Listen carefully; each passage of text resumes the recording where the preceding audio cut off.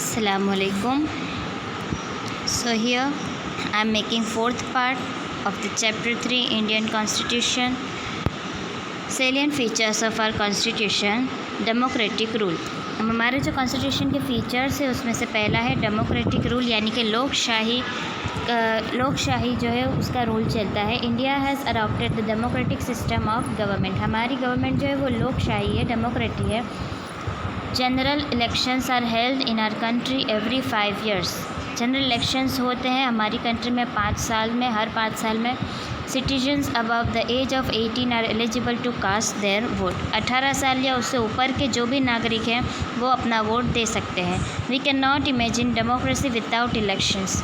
Election के बिना democracy तो हो ही नहीं सकती। लोकशाही यानी कि ये लोगों के द्वारा ही लोगों के लिए ये जो पूरी लोकशाही यानी कि पूरा सिस्टम जो है चलता है।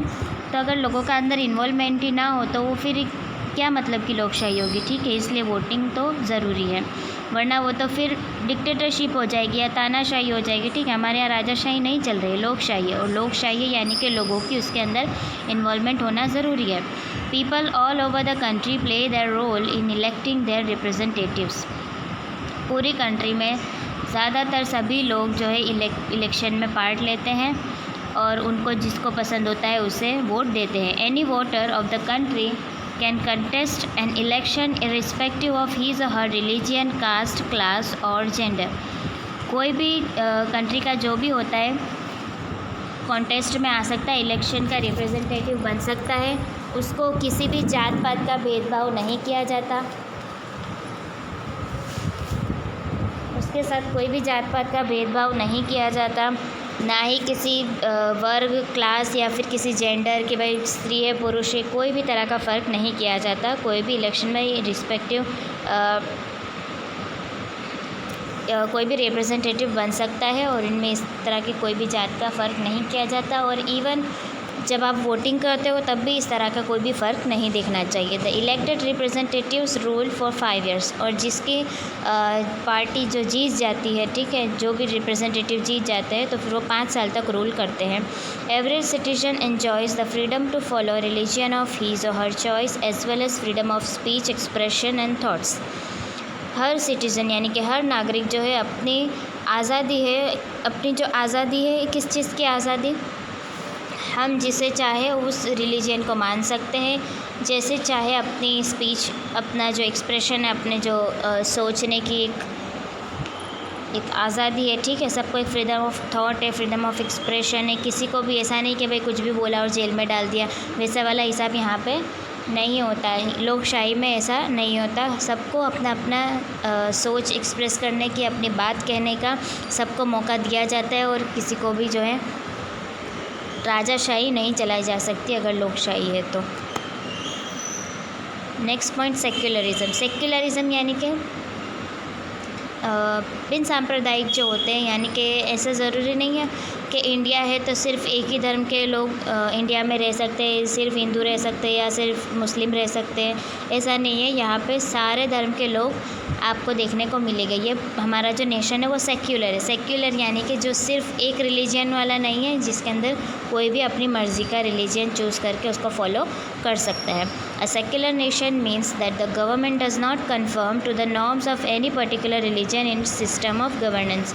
यानी कि सेक्युलर नेशन का मतलब ये होता है कि उस देश के जो भी सरकार होती है वो सिर्फ किसी एक ही धर्म के जो भी रूल्स है, जो भी नॉर्म्स है, उसको फॉलो करके अपनी सरकार नहीं चलाते, ठीक है। Citizens are not discriminated on the basis of their faith, sect or religion. और नागरिकों को उनके मान्यता के हिसाब से कभी भी उनको नीचा नहीं दिखाया जाता या फिर उनके अंदर भेदभाव नहीं की जा सकती लोकशाही में। Every citizen enjoys the right to follow the propagate the religion of his और हर चॉइस।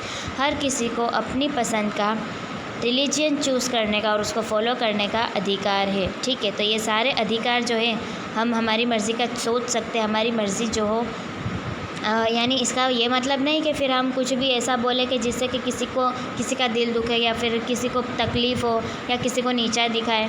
तो हमारे जो अधिकार है उसका इस तरह इस्तेमाल नहीं करना चाहिए। लेकिन एकदम भी ऐसा नहीं है कि अगर कहीं पे कुछ बुरा हो रहा हो तो फिर आप उसको बोलने की ताकत रखते हो उसको बोलकर आप अपना एक्सप्रेस कर सकते हो अपने थॉट्स। ऐसा नहीं है कि फिर किसी का जुल्म सहन करते रहो, ठीक है। तो किसी पे जुल्म करना भी नहीं है और किसी का जुल्म सहन करना भी नहीं है। और सेक्युलरिज्म का मतलब ये है कि जो सिर्फ एक ही धर्म पे नहीं टिका हो, यहाँ पे सारे धर्म को जो है सेम जो है उसका वैल्यूज़ दी जाती है, उसका लेवल रखा जाता है, ठीक है। और अगर आप किसी भी धर्म के हो तो फिर आपको जिस धर्म में मानते हो आप, अगर तो उसके हिसाब के या उसके कायदे के हिसाब से आपको जो है आपका फैसला किया जाए, या फिर भारत का ही अपना एक जो संविधान है उसके हिसाब से, ठीक है। Now Republic means a government that obtains powers from people directly और इनडायरेक्टली। रिपब्लिक का मतलब ये होता है कि गवर्नमेंट जो होती है वो डायरेक्टली या इनडायरेक्टली पीपल लोगों से ही पावर जो है पाती है, ठीक है। We have adopted a democratic republic system of government which means that powers are not limited in the hands of a few privileged people, rather it is accessible to all the citizens irrespective of their caste, class, religion और gender। यानी कि हमें इतना पता चला है कि government यानी कि सिर्फ कुछ ही लोगों का जो ग्रुप होता है और वही नहीं, बल्कि हर इंसान का उसके अंदर कहीं ना कहीं योगदान होता है। एनी कॉमन पर्सन, मैन और woman, be it a hawker और a vegetable vendor, can become the sarpanch of a village. यानी कि हमें बताया गया है कि अगर हम हमारे प्रधानमंत्री और ये सब की भी बात करें अगर, तो कोई शुरू में सभी कुछ ना कुछ ऐसा ही नॉर्मल काम करते थे जैसा कि हम करते हैं, ठीक है। लेकिन फिर बाद में कोशिशों की वजह से और अथक परिश्रम और कड़ी मेहनत करने की वजह से वो लोग जो है बड़ी बड़ी पोस्ट पे जाते हैं। और इसी तरह से यहाँ पे हमें थिंग्स टू नो में बताया है कि अगर एक गांव है अगर तो उसके अंदर एक सब्जी बेचने वाला भी जो है आदमी हो या औरत सरपंच बन सकता है। फॉर एग्जांपल अ मैसन मंजी भाई contested election of legislative assembly and become the member of legislative assembly means MLA. तो मैसन यानी कि कड़िया काम करने वाले जो हैं वो मंजी भाई जो है उन्होंने इलेक्शन में रिप्रेजेंट हुए और फिर उन्हें वोट मिलने की वजह से वो एमएलए बने। तो ऐसे ही कोई उठ के सिर्फ आके सीधा कुर्सी नहीं मिल जाती, उन्हें लोग वोट करते हैं, लोग पसंद करते हैं, ठीक है। तो आपका लोगों के साथ का जो व्यवहार है और लोगों के साथ में आपकी जो इमेज है वो अगर अच्छी है तो लोग आपको वोट करेंगे और ज़्यादा वोट पाने की वजह से आप जो है उस इलेक्शन में जीत जाते हैं, ठीक है। सेंट्रल गवर्नमेंट, तो सेंट्रल गवर्नमेंट में काम किस तरह चलता है हमें स्टेप बाय स्टेप एक टेबल चार्ट बताया हुआ है कि पहले तो प्रेसिडेंट होते हैं, फिर उनके अंडर में लेजिस्लेटर, एग्जीक्यूटिव और जुडिशियरी होते हैं। लेजिस्लेटर में पार्लियामेंट और लोकसभा राज्यसभा आता है, एग्जीक्यूटिव में प्राइम मिनिस्टर और काउंसिल ऑफ मिनिस्टर आता है और जुडिशियरी में सुप्रीम कोर्ट आता है, ठीक है। तो इस तरह से काम को जो है डिवाइड किया गया है और हमारा जो भी पॉइंट हो जो भी टॉपिक हो इसके रिलेटेड जो है काम चलते हैं, ठीक है। नाउ स्टेट गवर्नमेंट जो है उसमें हेड जो होते हैं गवर्नर होते हैं और जो 3 टाइप से गवर्नमेंट में जो काम होते हैं तो वो 3 टाइप तो हमेशा ही रहेंगे, जैसा कि लेजिस्लेटर, एग्जीक्यूटिव और जुडिशरी। उसमें लेजिस्लेटर में स्टेट गवर्नमेंट, लेजिस्लेटिव असेंबली, विधानसभा, विधान परिषद, ठीक है। तो इसके अंदर इसका समावेश होता है executive, chief minister and council of minister, local administration और उसके अंडर में भी पंचायत और municipal corporations and municipal boards, ठीक है। तो लेजिस्लेटर में जो लोकसभा राज्यसभा होता है उनका काम आता है, ठीक है, जो कि पार्लियामेंट होती है। एग्जीक्यूटिव के अंदर जो हमारे कामकाज एडमिनिस्ट्रेशन के कामकाज होते हैं, यानी कि अगर गांव है तो पंचायत जो होती है सरपंच काम करते हैं और अगर शहर है तो म्यूनसिपैलिटी जो काम करती है उसे एग्जीक्यूटिव डिपार्टमेंट, एडमिनिस्ट्रेशन डिपार्टमेंट कहते हैं, ठीक है। और तीसरा है जुडिशियरी, जिसके अंदर हाई कोर्ट, डिस्ट्रिक्ट कोर्ट और सबॉर्डिनेट कोर्ट होता है। यानी कि अगर आपके साथ कोई नाइंसाफ़ी होती है या फिर किसी ने आप पर केस किया या आपने किसी पर केस किया है, ठीक है, तो वो सारा कामकाज कहाँ चलेगा, पहले तो सबॉर्डिनेट कोर्ट में चलेगा, फिर डिस्ट्रिक्ट कोर्ट में चलेगा, फिर हाई कोर्ट में चलेगा, ठीक है। और उससे भी बड़ा होता है सुप्रीम कोर्ट, ठीक है। सुप्रीम कोर्ट एकदम फाइनल होता है, अगर वहाँ से अगर फिर जो डिसीजन मिला है वो पूरे ऑल ओवर इंडिया में आपको फिर उससे ऊपर कोई नहीं मिलेगा, ठीक है, फिर उसको आपको फॉलो करना ही पड़ता है। Okay, so I hope you have understood this three section of government. Here representatives, देखिए माइक लेकर खड़े हुए हैं नेता जो होते हैं वो क्योंकि लोग जो है ऐसे ही वोट नहीं दे देंगे। आप अगर उनके साथ जब तक बात नहीं करोगे, आप उनको बताओगे नहीं कि आप अगर उनको चुनते हो तो आप उनको क्या लाभ होगा, ठीक है, आपके आने से इंसाफ होगा, ठीक है, बिजली, पानी, मकान, ये सारी जो भी आपने ज़्यादातर मूवीज़ में देखा ही होगा कि नेता कैसे स्पीच देते हैं, ठीक है। तो इस तरह से रिप्रेजेंटेटिव्स बताए गए हैं। उसके बाद जो है इनेक्ट लॉज, फिर है इम्प्लीमेंटेशन ऑफ लॉज। पहले तो क्या है कि कायदे बनाए जाते हैं, उसके बाद इम्प्लीमेंटेशन ऑफ लॉज यानी कि कायदे लागू किए जाते हैं, ठीक है। उसके बाद नीचे जो है एक ग्रीन साड़ी में लेडी बताए हुए पब्लिक ओपिनियन, यानी कि अपने अपने ओपिनियन, अपने अपने वोट इस तरह से इंडिविजुअली डाल सकते हैं। और ये चिट्ठी वाला मुझे जो है ना वो ज़्यादा बेटर लगता है कि मशीन में कभी गड़बड़ी हो भी सकती है, लेकिन ये जो पब्लिक ओपिनियन वाला है, चिट्ठी में लिखकर अपना ओपिनियन देना, ठीक है, तो ये सबसे ज़्यादा बेटर है। थोड़ा टाइम लगता है लेकिन ये सबसे ज़्यादा क्लियर, ठीक है, क्रिस्टल क्लियर काम हो सकता है। और इस तरह से देखो नीचे जो है तिरंगा लहरा रहा है, यानी कि इस तरह से फंक्शंस ऑफ गवर्नमेंट, ये गवर्नमेंट जो इस तरह से फंक्शन करती है, इस तरह काम करती है पूरी गवर्नमेंट, कि हमें रिप्रेजेंटेटिव की बात के हिसाब से और उनकी जो इमेज होती है उसके हिसाब से हम उनको चुनते हैं और फिर वो अपनी कुर्सी पर आकर जो काम करने वाले होते हैं वो काम करते हैं, ठीक है। Legislature, executive and judiciary are the organs of government. ये तीन जो है ऑर्गन्स ऑफ गवर्नमेंट है, ये तीन विभाग में सरकार काम करती है। लेजिस्लेटर मेक्स लॉज, लेजिस्लेटर जो होते हैं वो कायदे बनाते हैं, यानी कि राज्यसभा लोकसभा वाले जो मैटर्स है वो सारा इसमें आएगा। Executive with the help of civil service officers implements the laws and judiciary makes.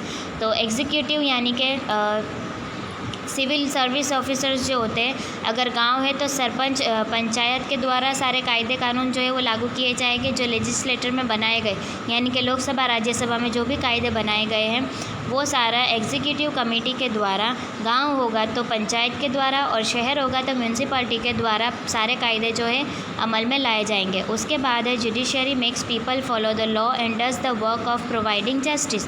उसके बाद जुडिशरी सेक्शन होता है जो कि सबको इंसाफ देने का काम करता है, ठीक है। तो एक किसी भी सरकार के ये तीन हिस्से ज़रूरी होते हैं।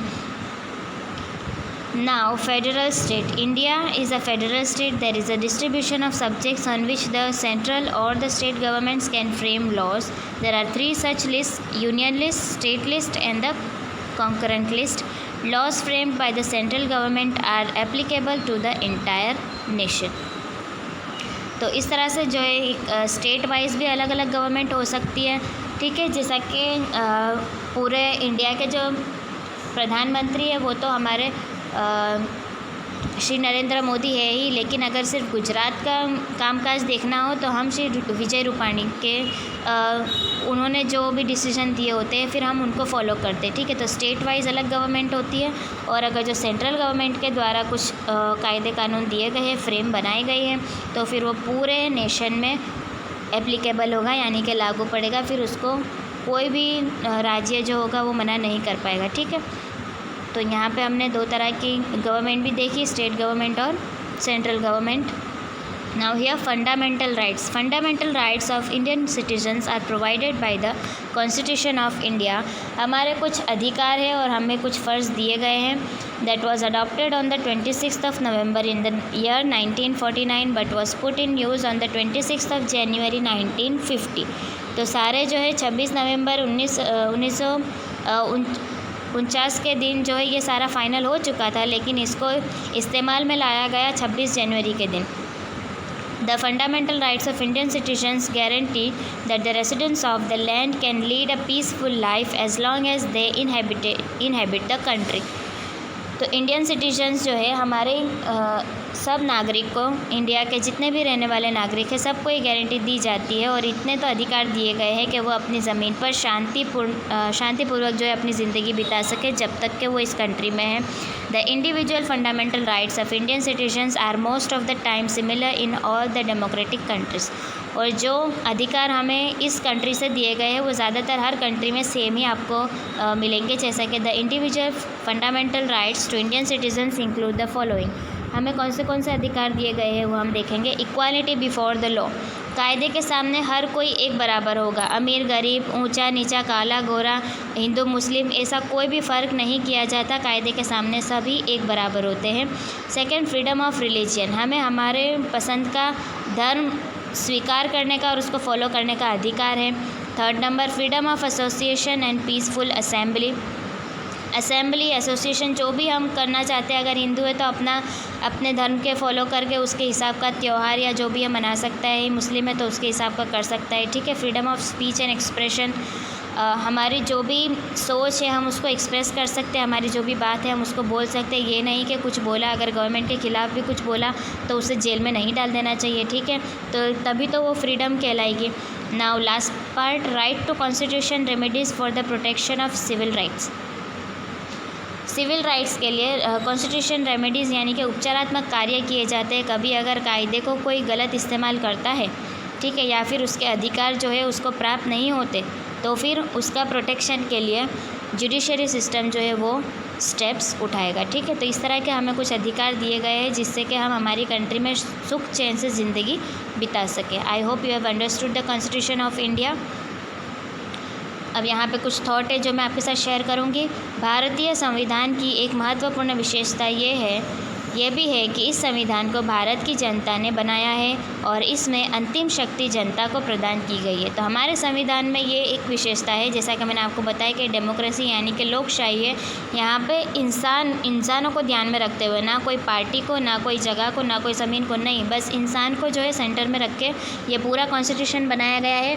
और इसमें लास्ट में जो है पावर भी जनता को ही दी गई, ठीक है। तो जनता ने जो डिसाइड किया वही फाइनल होगा। नाउ एक और थॉट है, संविधान मानव को मानव की तरह देखता है। तो ये सही बात है। अगर एक शॉर्ट लाइन में हम कहेंगे तो यही है कि संविधान जो है हमारा इंसान को इंसान की तरह देखता है, ठीक है। तो यहाँ पे I hope you have understood the full chapter and if something you have not understood or any query you can ask me personally. So here I'll over this chapter. Okay, Allah Hafiz.